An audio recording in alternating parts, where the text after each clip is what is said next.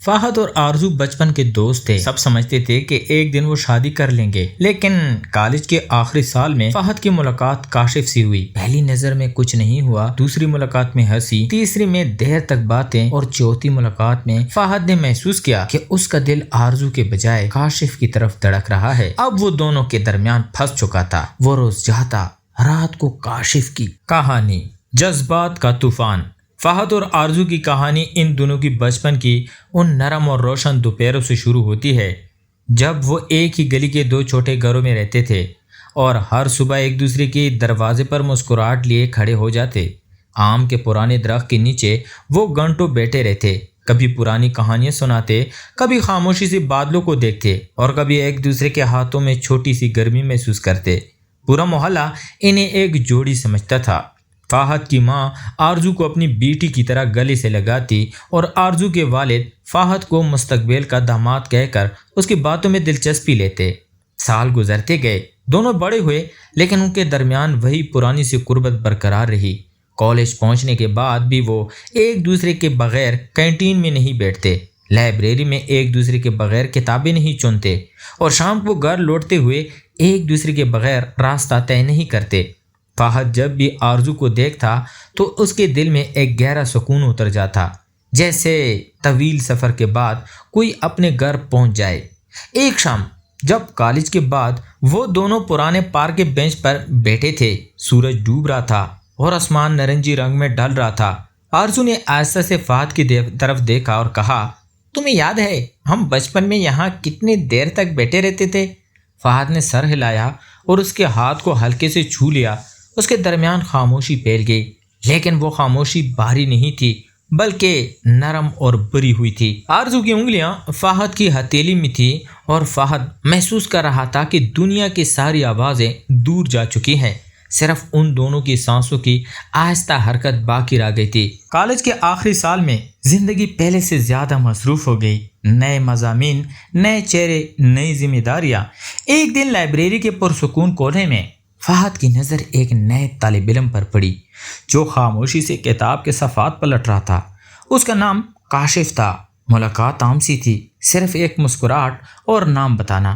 فہد نے اسے زیادہ اہمیت نہیں دی، وہ سوچا کہ نئے دوست بننا عام بات ہے۔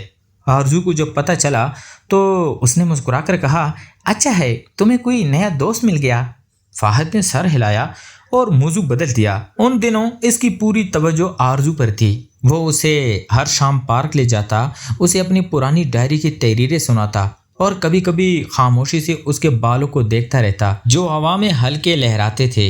ایک بارش والی دوپہر کو وہ دونوں کالج کے گیٹ کے نیچے کھڑے تھے۔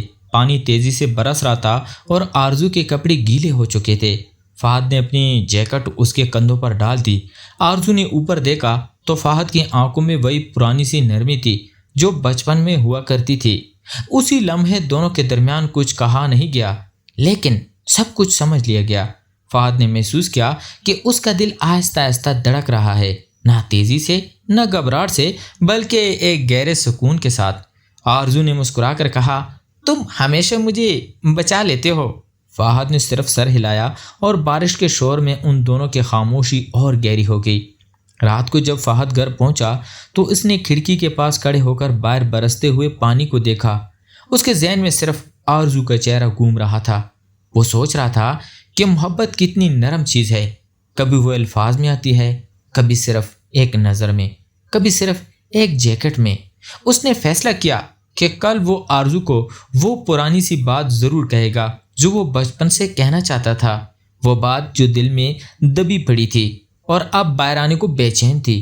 باہر بارش تھم رہی تھی اور کمرے میں ایک نرم سی روشنی پھیل رہی تھی۔ فہد نے آنکھیں بند کی اور مسکرایا۔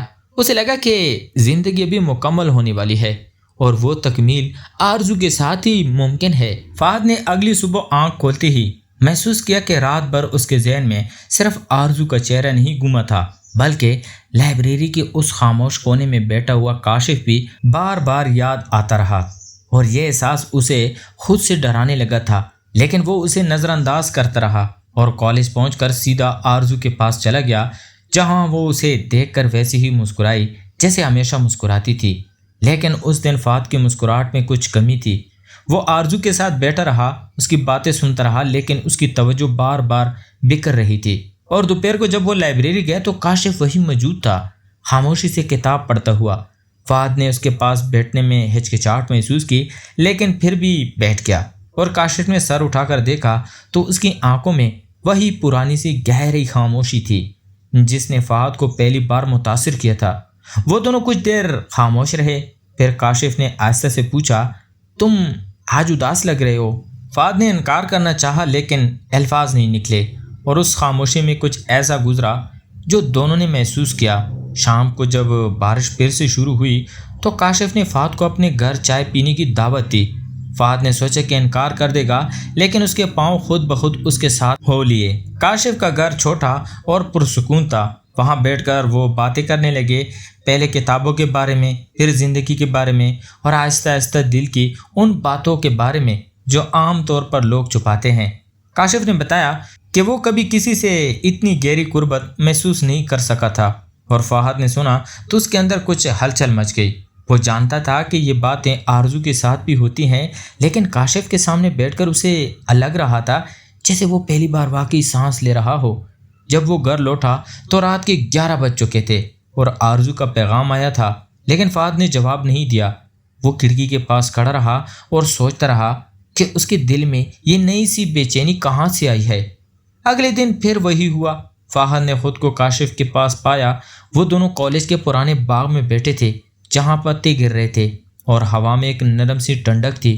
کاشف نے اچانک اپنا ہاتھ فہد کے ہاتھ کے قریب رکھ دیا، بغیر چھوئے، بغیر کچھ کہے، اور فہد نے محسوس کیا کہ اس کا دل تیزی سے دھڑک رہا ہے۔ وہ ہٹانا چاہتا تھا لیکن ہٹ نہ سکا۔ اس لمحے اسے لگا جیسے دنیا رک سی گئی ہو۔ کاشف نے آہستہ سے کہا، کبھی کبھی کچھ احساسات الفاظ سے پہلے آ جاتے ہیں۔ فہد نے کچھ نہیں کہا، صرف اس کی آنکھوں میں دیکھا، اور اس نظر میں وہ سب کچھ تھا جو وہ ابھی تک خود سے چھپا رہا تھا۔ واپس آتے وقت فہد کے پاؤں لڑکھڑا رہے تھے۔ وہ جانتا تھا کہ وہ آرزو کے ساتھ جو وعدے کرتا رہا ہے وہ اب ٹوٹتے نظر آ رہے ہیں، لیکن کاشف کی موجودگی میں اسے ایک ایسا سکون ملتا تھا جو پہلے کبھی نہیں ملا تھا۔ رات کو جب وہ اکیلے کمرے میں لیٹا تو اس نے پہلی بار اپنے دل سے سچی بات کی۔ وہ ماننے لگا کہ کاشف کے بغیر اب اس کا دن ادھورا لگتا ہے، کہ اس کی ہنسی سن کر اس کے اندر کچھ پگھلتا ہے، اور کہ اسی خاموشی میں بیٹھ کر اسے لگتا ہے جیسے وہ گھر آ گیا ہو۔ یہ احساس اتنا گہرا اور اتنا جذباتی تھا کہ فہد کی آنکھیں نم ہو گئی۔ وہ رو نہیں رہا تھا، لیکن اس کے دل میں ایک طوفان اٹھ رہا تھا۔ ایک طرف آرزو کی پرانی سی محبت تھی جو بچپن سے چلی آ رہی تھی، اور دوسری طرف کاشف کی نئی سی کشش جو اب ہر سانس میں شامل ہو چکی تھی۔ اگلی صبح وہ فیصلہ کر چکا تھا کہ وہ کاشف سے ملے گا، اور اس بار وہ خاموش نہیں رہے گا۔ وہ سب کچھ کہے گا جو اس کے دل میں دبا پڑا ہے، چاہے اس کے بعد دنیا کچھ بھی کہے۔ کاشف کے گھر پہنچ کر فہد نے دروازہ کھٹکھٹایا۔ کاشف نے کھولا تو اس کی آنکھوں میں حیرت نہیں تھی، صرف ایک گہری سی تسلیم۔ فہد اندر داخل ہوا، دروازہ بند ہوا اور دونوں ایک دوسرے کے سامنے کھڑے رہے۔ فہد نے آہستہ سے کہا، میں تمہارے بغیر نہیں رہ سکتا۔ یہ الفاظ نکلتے ہی کمرے میں ایک عجیب سی خاموشی چھا گئی۔ کاشف نے ایک قدم بڑھایا اور فہد کے ہاتھ کو اپنے ہاتھ میں لے لیا، بغیر کچھ کہے، بغیر عجلت کے، صرف اتنا کہ دونوں کے دل ایک ہی دھڑکن میں دھڑکنے لگے۔ فہد نے محسوس کیا کہ اس کی آنکھوں سے آنسو بہہ رہے ہیں، لیکن وہ آنسو خوشی کے تھے، خوف کے تھے، اور ایک نئی سی محبت کے تھے جو اب مکمل طور پر جاگ چکی تھی۔ باہر بارش پھر سے برس رہی تھی، اور اندر دو دل پہلی بار اتنے قریب تھے کہ وقت رک سا گیا تھا۔ فہد جانتا تھا کہ اب واپسی کا کوئی راستہ نہیں رہا، اور وہ اس سچائی کو گلے سے لگا کر کھڑا رہا۔ کاشف کے ساتھ اس خاموشی میں جو اب ان دونوں کی سب سے پیاری زبان بن چکی تھی۔ فہد کاشف کے گھر سے نکلا تو باہر ابھی بھی ہلکی بارش ہو رہی تھی، اور اس کے ہاتھوں میں وہ گرمی باقی تھی جو کاشف کے ہاتھوں نے دی تھی۔ لیکن جوں جوں وہ گلی میں آگے بڑھتا گیا، اس کے دل میں ایک عجیب سی بے چینی پھیلنے لگی۔ وہ رک گیا، آسمان کی طرف دیکھا اور پہلی بار خود سے پوچھا کہ وہ کچھ اب بھی ہوا ہے، کیا واقعی یہ اس کا سچا راستہ ہے؟ اس رات وہ گھر پہنچ کر سو نہ سکا۔ بار بار کاشف کی آنکھیں یاد آتیں، اور بار بار آرزو کا وہ پرانا سا چہرہ جو بچپن سے اس کے ساتھ چلا آ رہا تھا۔